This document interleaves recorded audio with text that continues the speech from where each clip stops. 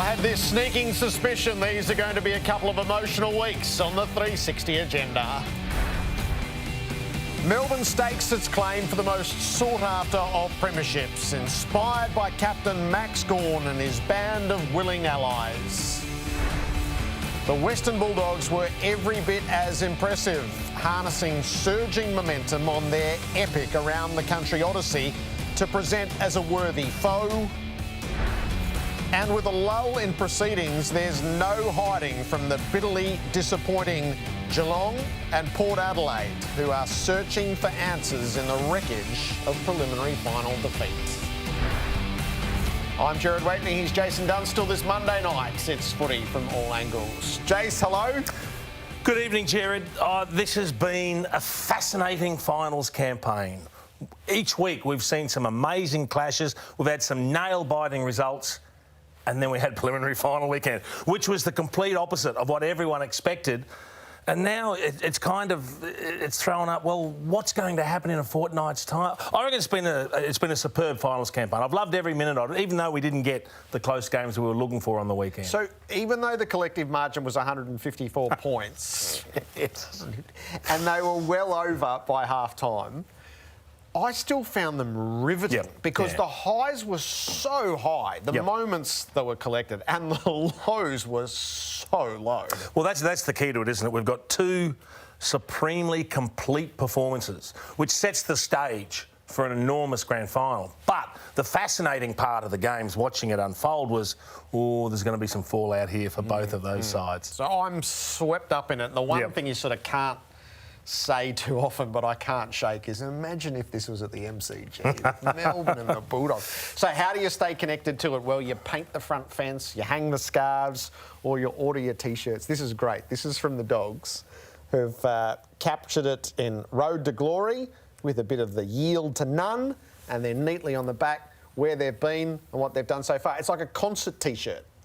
Oh, yeah, we played Tassie. Oh, then we played Queensland. We played to a sellout crowd in South Australia. And the tour comes to its culmination in the West. I think that's brilliant from the Dogs. The only problem is the band supporters couldn't travel from gig to gig, right, Gerard. That's been the disappointing part of it all. All right, let's get started. So, big heroes, not creative heroes. Big heroes only need apply from preliminary finals for Latrobe Financial. I got the easy one because I got in first, Gerard. You did. It's the best ruck performance I have ever seen. Max Gawn.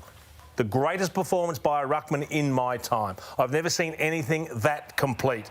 19 possessions, 33 hit-outs.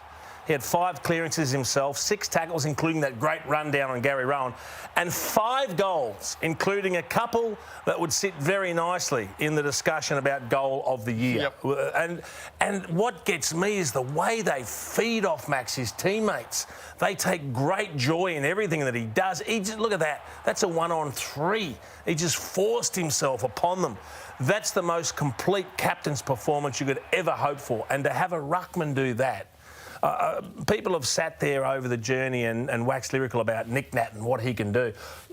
No, I've never seen anyone do that from a ruckman's perspective, and the fact that he's captain as well, it was supreme. So that third quarter is a rare moment where a sportsman hits where they can do no wrong. So that's the batsman hitting 6 sixes in an over. It was almost a point when they were so far up, you go, you don't want to waste all of these tonight, do you? There's a grand final coming. Well, I reckon he would have wondered at one stage too. He would have said, surely this isn't happening. Really, did I just do that?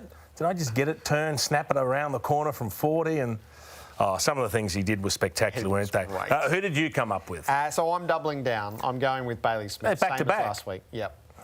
So you almost need an NBA commentator with you just so that you don't miss the references along the way. But so 4 more goals to add to what he's done in this final series. That's 8 goals in 3 finals. 9 coaches' votes to add to the 8 from last week. And plenty of Insta moments collected along the way. There were heroes everywhere in red, white and blue, but the fact that he kicked the first goal and helped establish a tone, and he's just so prodigiously skillful and becoming more audacious all the time.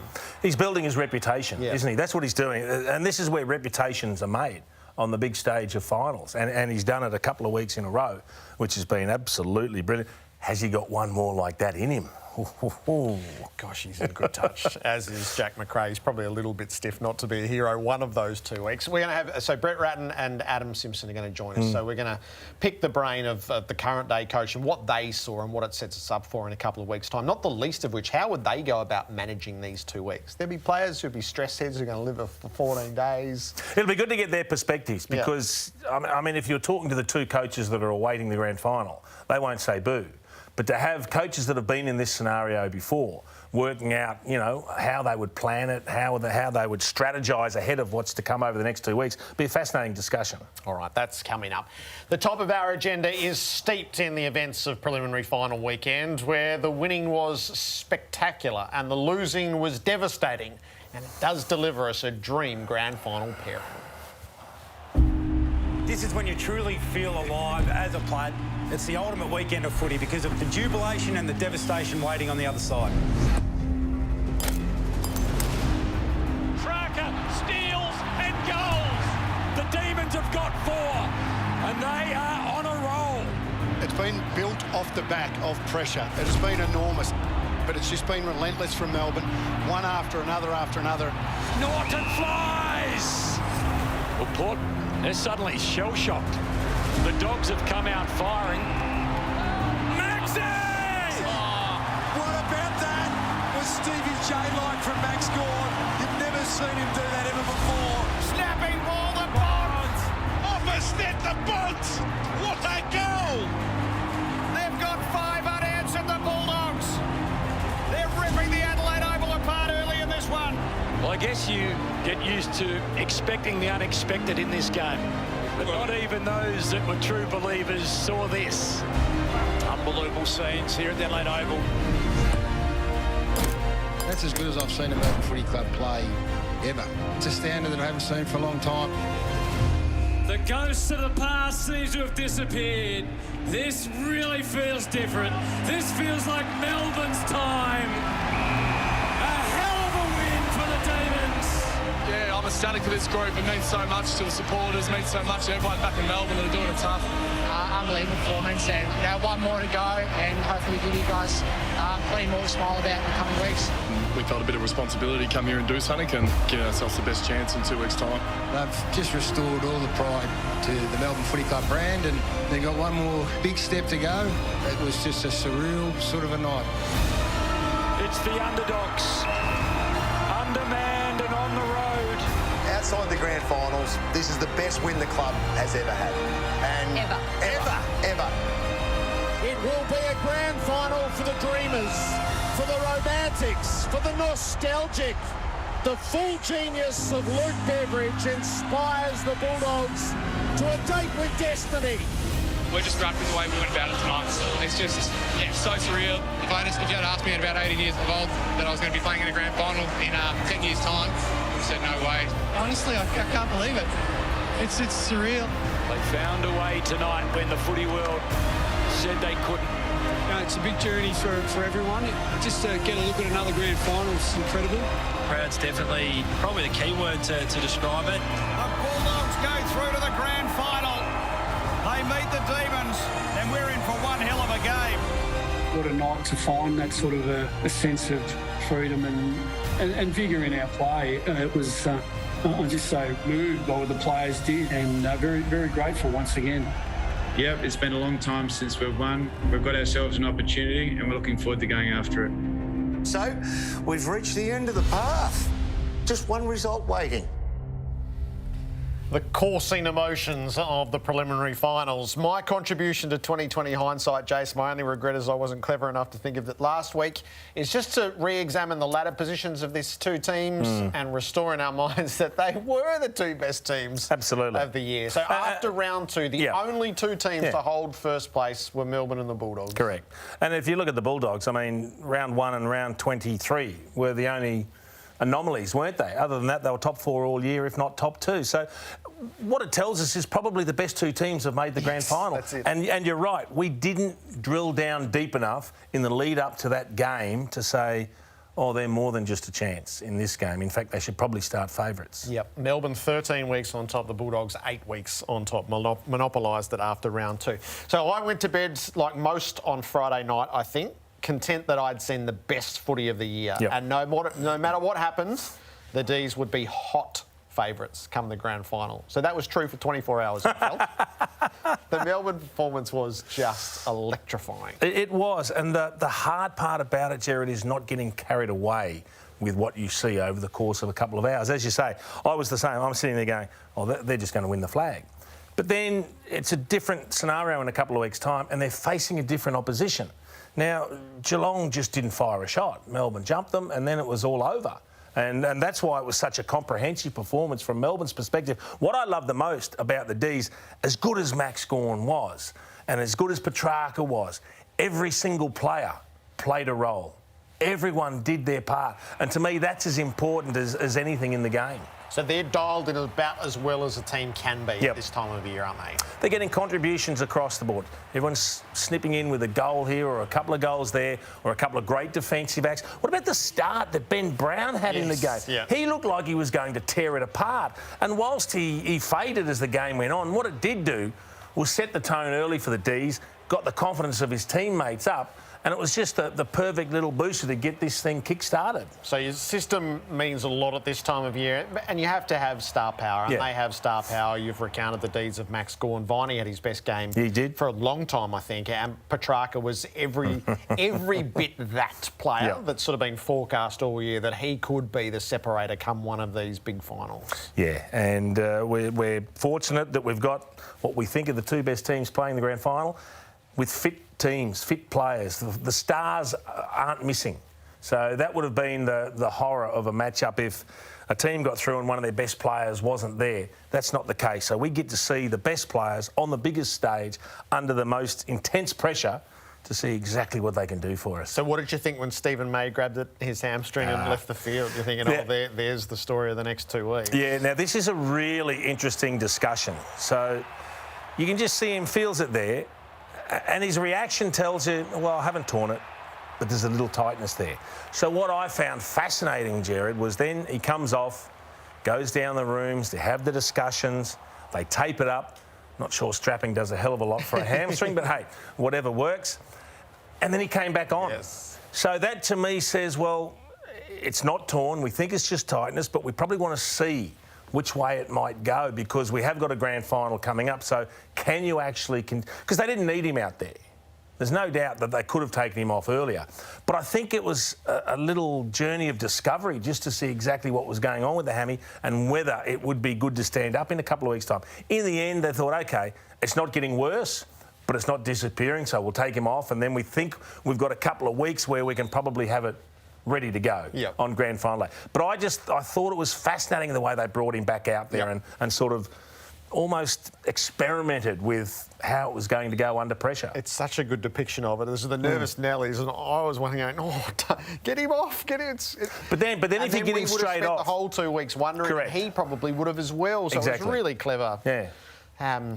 Between coach and player and medical staff. All I will say though is, I don't think he had to slip himself at any stage once he went back on. He just swept. He didn't really play on the big matchup. He just sort of got through the game, if that makes sense. So, but I agree. At least there'll be a little bit more confidence that in a couple of weeks' time, he'll be okay. More and more in footy, we talk about the intersection of family and profession, and that could never be more true than with Nathan Jones, who once he'd seen the team played and they got through with a clean bill of health, knew that he wasn't going to be part of the 23.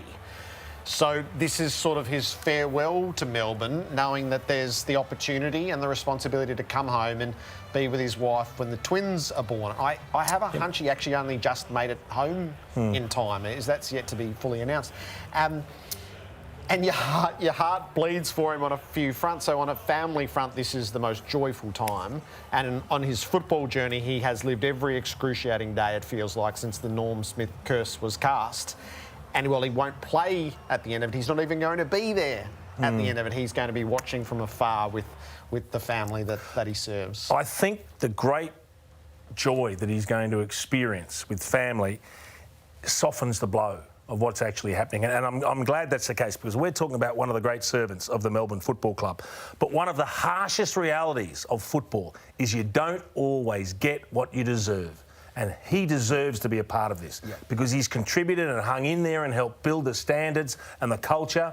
but he's not going to be a part of it.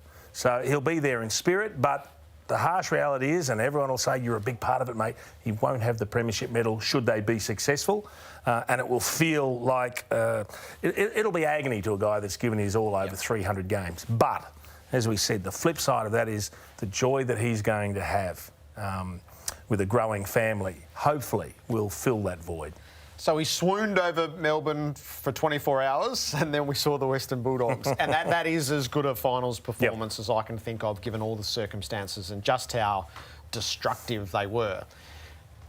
I felt during Saturday, if I could ever be in one pre-match to hear a coach speak the truth with his play, that was the one I would have chosen, because the circumstances are such, and I think Luke Beveridge is a spiritual coach.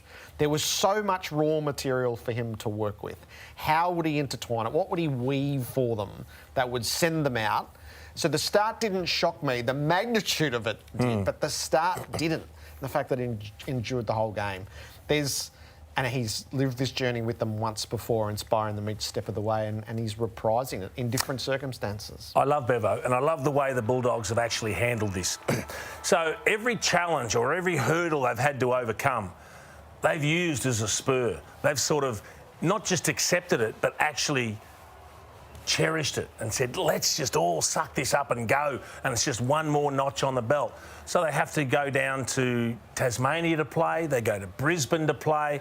When they wanted to train, they weren't allowed to. They go to Adelaide, you know, they're staying in their room all day, and no joy from the South Australian government, but they get the job done against a hostile crowd. Now they go to Perth, which will be another challenge. So it feels like they've been on the road for just about ever. But they get stronger with each leg of that journey. So the impressive nature of it was, I agree, it means we've got a great grand final coming. But the start, I wasn't prepared for that. I wasn't prepared for a team to go bang, bang, bang, bang, bang, as though there's only one team out there playing. So we got a little glimpse in this modern world. You get more glimpses than you typically would behind closed doors of what the celebrations and the choice of song, and there are beers in this moment, which is so reassuring, I must say. But that collective sense of mission that they experience, it wouldn't half surprise me if Amit Baines had rung up Smirk and said, you couldn't put us in quarantine for an extra week, could you? Because this is fueling us magnificently. Do you know what, Jared? I absolutely love seeing this. This, to me, is so much better than seeing the players rehydrating, recovering, you know, eating the right diet. Enjoy the victory. Enjoy the moment. Yes, you've got 2 weeks to focus on what's coming ahead, but this night, the night that you've just played an extraordinary performance and won a prelim, needs to be recognised and enjoyed. And to see them there having a couple of beers and just singing and chanting, I reckon that's brilliant. The players will take that as something that they will cherish for a long, long time. Big conversations for Geelong to have. And I thought it was really telling that Chris Scott, unprompted, referenced 2010. So this is the last time they faced the end of days conversation after a belting in a preliminary final. And a lot happened in the aftermath of that. The coach unexpectedly left, Mark Thompson. There were quotas put in place to serve the future as well as tending the present, but with a real eye toward the future wherever there was a decision to be made, and there were constraints put around the new coach coming in. So Steve Hocking's the new chief executive. It's his job to run these conversations, I suspect, as he walks into it. And they have questions to answer around list and style, but it's more than that. They have philosophical questions to answer now around the present and the future. And they faced them once before, they did it successfully, but they didn't just walk through 2010 and win a flag in 2011. There were a whole lot of critical decisions that were made. And they've got to start again with their decision-making. So the difficulty here, though, Jared, is we've been talking all season about the players that are 30 plus and the question marks that might hang over their head. But you can't just move them all out, because this is the same group of players that's got them to a top 4 spot and got them to a preliminary final. And if you analyse each player, there's probably only one or two where you would sit there and say, well, he's probably done. All the others in their own way have something to offer. But can you afford to keep that many of them is the challenge. And as you say, by playing these players, you're also keeping out some of the younger ones, like the Jordan Clark, who it mystifies me. There must be parts of his game that aren't stacking up in the coaching panel's eyes, because he's got great pace, which is something they desperately need. He and Max Holmes, I think, are a couple of really quick players that need to play a lot more football for Geelong. So they're going to have to weigh up all these factors. And Chris Scott, to me, isn't the type of coach that panics, and he's not going to do what other people think he should do. He's going to do exactly what he thinks. What of style? What of style? And do they need to find their inner chaos? Well, this is one of the reasons I think they need more speed, because I think their lack of speed actually means they can only play a certain way.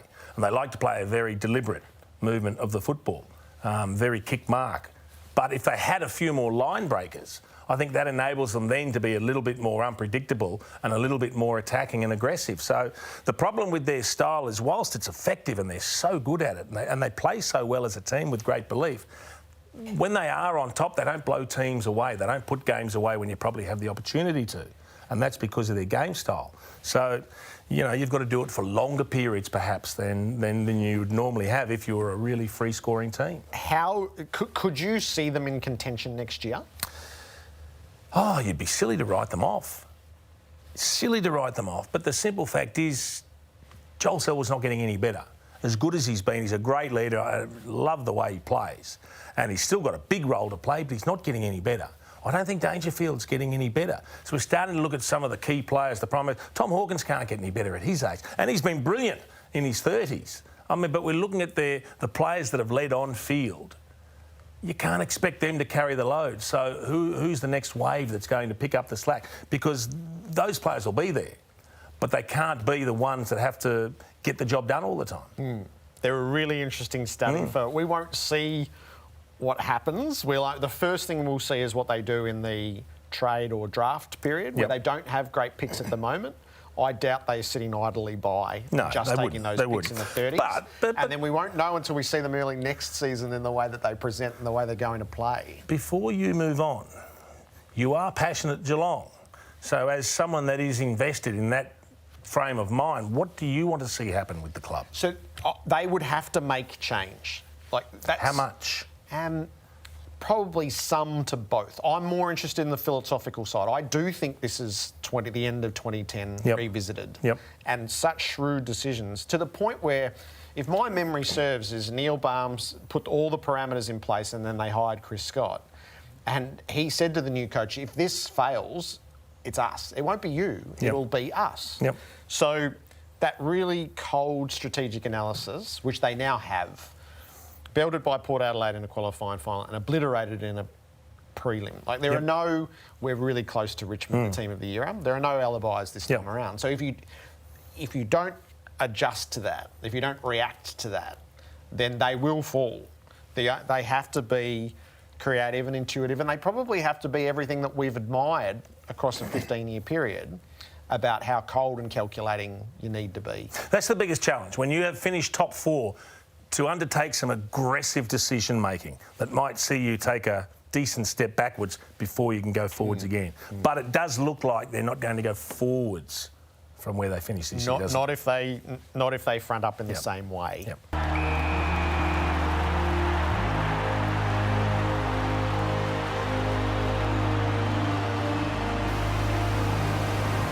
So not quite the preliminary finals that we imagined. The emotions were certainly at the extremes, but the competitiveness was missing. There was no missing the magnitude of it by the end for the Demons and the Bulldogs. He left a man at the back. It's Cameron. Opening goal of the prelim final to the Cats. Deep ball for English, saw a fair bit of it. Quick give, Bailey Smith, the hero last week. Dogs away from the young gun. Barada Galea's got a problem because Petrarca's stripped him of the football. He goes towards goal. The Demons have got 4 and they are on a roll. Pickett goes low, Pickett goes straight. This is some sort of a night if you're a Demons supporter. Big fly over the top from Harms. Now the line, Rosie. There's a highlight. Bontempelli from 45. Umpire shuffles. He likes what he sees. Petrarca again full of confidence. Handball inside to Gawn. 55 metres. Takes out the driver. Sets sail for home. The confidence is high for the Melbourne Footy Club. Going with them now. It seems that way, doesn't it? It's another one for the Demons. It's Max Gawn. It's unbelievable. You don't see Ruckman do this. This is crazy. One last game of football. The D's and the Dogs